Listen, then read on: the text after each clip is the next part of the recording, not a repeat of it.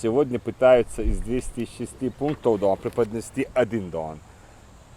Это президентский срок.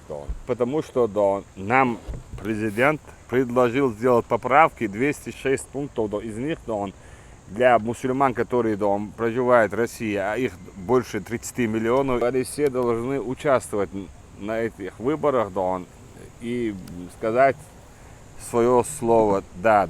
И в Чеченской Республике я уверен, что не будет тех семей, дай Всевышний, чтобы не выйти и не проголосовать. Это, я считаю, для чеченцев оскорбление. Я всем своим родным, близким, в первую очередь, и плюс вам тоже говорю, все мы должны выйти и проголосовать за поправки. Это не делается ради изменений, это ради усиления государственной позиции, чтобы сохранить государство.